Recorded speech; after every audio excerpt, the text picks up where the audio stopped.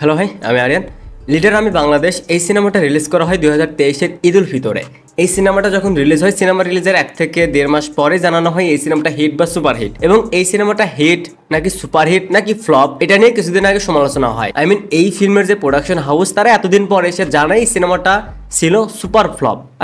সিনেমাটার বাজেট তারা রিকভার করতে পারেন। যাই হোক, এই সিনেমাটা হচ্ছে বেঙ্গল মাল্টিমিডিয়ার। এখন এই সিনেমাটা রিলিজ হয় 2024-এর ঈদ উল ফিতরে। 2024-এর ঈদ উল আজহাতে সম্ভবত এই সিনেমাটা টিভি প্রিমিয়ারের কথা ছিল, বাট সেটাও হয়নি। দ্বিতীয়ত, এই সিনেমাটা এখন পর্যন্ত কোনো ওটিটি প্ল্যাটফর্মেও আসেনি। তৃতীয়ত, এই সিনেমাটা রিলিজের 1 বছর পরেও কোনো ইউটিউব চ্যানেলে নেই। বাট এখন এই লিডার আমি বাংলাদেশ এই সিনেমাটা বিভিন্ন ওয়েবসাইটে ফ্রিতে দেখা যাচ্ছে। আমাদের ইন্ডাস্ট্রিতে যেসব প্রডিউসার ফিল্ম প্রডিউস করে, এরা আসলে মার্কেটিংটা খুবই কম বোঝে। একটা সিনেমা থিয়েটারে 2 থেকে 3 মাস চালানো হয়, এরপর সেই সিনেমাটা ওটিটি প্ল্যাটফর্মের জন্য বিক্রি করা হয়। যদি ওটিটি প্ল্যাটফর্মের কেউ নিতে না চায়, তাহলে সেই সিনেমাটা টিভি প্রিমিয়ার করা হয়, এরপর ইউটিউব চ্যানেলে দেওয়া হয় এবং সেখান থেকে ভালো একটা অ্যামাউন্টও আসে। আবার বলছি, যদি ওটিটি প্ল্যাটফর্মের কেউ সিনেমাটা নিতে না চায়, তাহলে সেই সিনেমাটা ডিরেক্ট ইউটিউবে দিতে পারে। বাট আমাদের বাংলাদেশি প্রায় 80 থেকে 70% সিনেমা থিয়েটারে যদি সিনেমাটা হিটও হয়, থিয়েটারে যদি সিনেমাটা ফ্লপও হয়, এরপরও সেই সিনেমাটা না ওটিটি প্ল্যাটফর্মে দেখা যায় না ইউটিউব চ্যানেলে। আবার অনেক সময় দেখা যায় যে সেই সিনেমাটা অফিসিয়ালি ভাবে কোনো প্ল্যাটফর্মে নেই, কোনো ইউটিউব চ্যানেলে নেই, বাট বিভিন্ন ওয়েবসাইটে অ্যাভেলেবল। লিডার আমি বাংলাদেশ, যেখানে কাস্টিং এ রয়েছে শাকিব খান, বুবলি।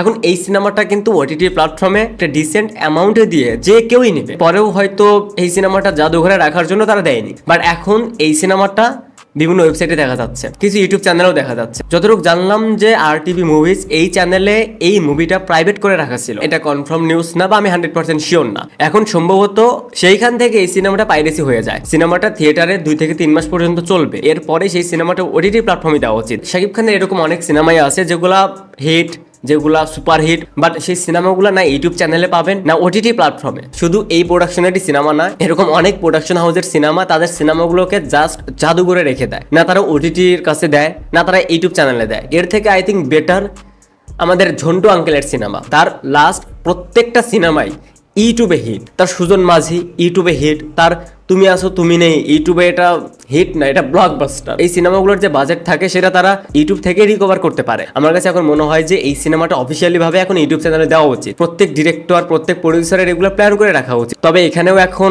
অনেকটাই উন্নতি হয়েছে, কারণ এখন দেখা যাচ্ছে নতুন যে সিনেমাগুলো আসতেছে, সিনেমাটা রিলিজের আগে আমরা জানতে পারতেছি যে এই সিনেমাটা এত তারিখে বা এতদিন পর এই ওটিটি প্ল্যাটফর্মে আসবে, বা সেই সিনেমার প্রোডাকশন হাউস থেকে সেই সিনেমাগুলো আগেই ওটিটি প্ল্যাটফর্মে সেল করে দিচ্ছে। এবং এটা থেকে তারা যে প্রফিটটা পায়, এটা কিন্তু হিউজ। সিনেমা রিলিজের আগেই সেই সিনেমাটা যদি ওটিটি প্ল্যাটফর্মের কাছে বিক্রি করে, সেইখান থেকে যে প্রফিটটা পায় সেটা কিন্তু হিউজ। এটা কিন্তু অন্যান্য ইন্ডাস্ট্রিতে অনেক আগে থেকেই হচ্ছে, যদিও এখন আমাদের এখানেও এই ট্রেন্ডটা শুরু হয়ে গেছে। যেমন তুফান, এই সিনেমাটা অলরেডি একটা ওটিটি প্ল্যাটফর্মে সেল করা। এরপর অনন্য মামুনের দরদ, এই সিনেমাটাও ওটিটি প্ল্যাটফর্মে সেল করা। সো একটা ভালো বাজেট দিয়ে, ভালো স্টার কাস্ট নিয়ে যদি কেউ সিনেমা বানায়, সেই সিনেমাটার ওটিটি রাইটস, সেই সিনেমাটার ডিজিটাল রাইটস, সেই সিনেমাটার টিভি রাইটস, এগুলা যদি ঠিকঠাকভাবে ডিল করতে পারে, তাহলে হিউজ একটা অ্যামাউন্ট তারা সিনেমা রিলিজের আগেই সেখান থেকে পেয়ে যায়। সো লিডার আমি বাংলাদেশ এই সিনেমার প্রোডাকশন হাউসের উচিত এখন এই সিনেমাটা অফিসিয়ালি ভাবে ইউটিউবেই দিয়ে দেওয়া। Thanks for watching, by.